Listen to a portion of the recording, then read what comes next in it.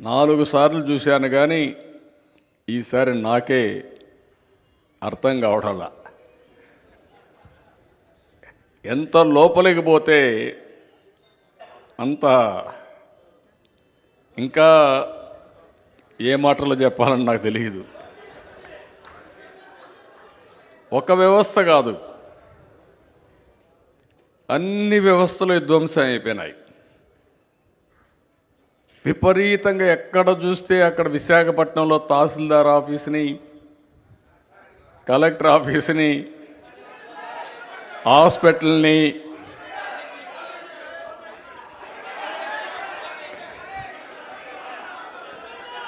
కనపడింది one minute ITI కాలేజీని కనపడినట్టే తాకట్టు పెట్టేశారు. ఇంకో పక్క చెప్పింది మద్యపాన నిషేధం. 25 సంవత్సరాలు మద్యం పైన వచ్చే ఆదాయం తాకట్టు పెట్టి డబ్బులు డ్రా చేసే పరిస్థితికి వచ్చారు. మనకు ఫైనాన్స్ కమిషన్ ఈ సంవత్సరం కూడా ఉంది. 2 సంవత్సరాలకు రావాల్సిన డబ్బులను ముందుగానే డ్రా చేసేసారు. అంటే ఎక్కడ కూడా మనకు అవకాశం కూడా లేకుండా దొరికినట్టే దోచేశారు.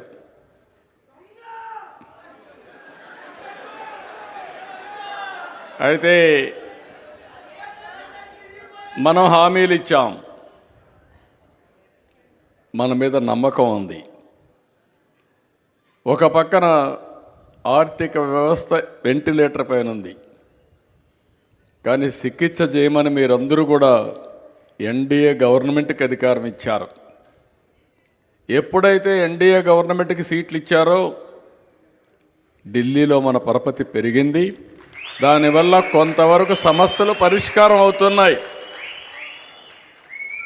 కానీ కేంద్రం చేయవలసిన పనులన్నీ చేయడానికి సుముఖంగా ఉన్నారు. 1-2 కాదు, మీరు ఒక్కసారి ఆలోచిస్తే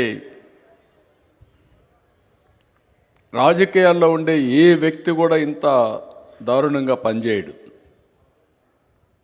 నేను ఆ రోజు హైదరాబాద్ని కట్టాను, హైటెక్ సిటీ కట్టాను. తర్వాత పాలకులు వచ్చారు. నేను కట్టాను కాబట్టి నాకు మంచి పేరు వస్తుందని హైటెక్ సిటీ కూల్చేసి ఉంటే, అసలు ఇంటర్నేషనల్ ఎయిర్పోర్ట్ కట్టకుండా ఉండుంటే, ఔటర్ రింగ్ రోడ్డు వద్దనుకుంటే ఈరోజు హైదరాబాద్ ఈ విధంగా ఉండేదా అని మిమ్మల్ని అడుగుతున్నా. ఆ రోజు నేను చేసిన పనులన్నీ కంటిన్యూ చేశారు. ఈరోజు మీరు చూస్తే దేశంలో హైయెస్ట్ పర్ క్యాపిటల్ ఇన్కమ్ వచ్చే రాష్ట్రం ఏదంటే తెలంగాణ రాష్ట్రం. దానికి కారణం తెలుగుదేశం పార్టీ. తెలంగాణ రాష్ట్రానికి 75% ఆదాయం హైదరాబాద్ వల్ల వస్తుంది. ఈరోజు ఇక్కడికి వచ్చినప్పుడు 3 ముక్కలాట ఆడారు. కానీ విశాఖపట్నంలో మాత్రం నీ ఆటలు సాగవని బాగా కర్రు గాల్చి వాత పెట్టారు. ఒక వాత కాదు. చాలామందికి అనుమానం ఉంది, ఏదో చెప్తే విశాఖపట్నం వాసులు మోసపోతారని.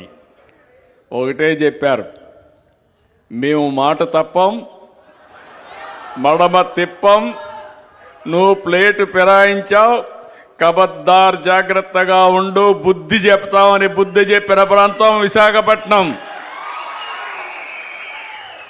అప్పుడు ఇప్పుడు రేపు ఎల్లుండు ఎప్పుడు ఇట్లనే ఉంటారు.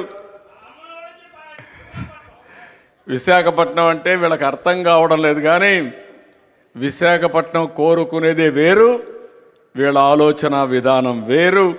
ఆ విషయం వీళ్ళు గుర్తుపెట్టుకోవాల్సిన అవసరం ఉంది.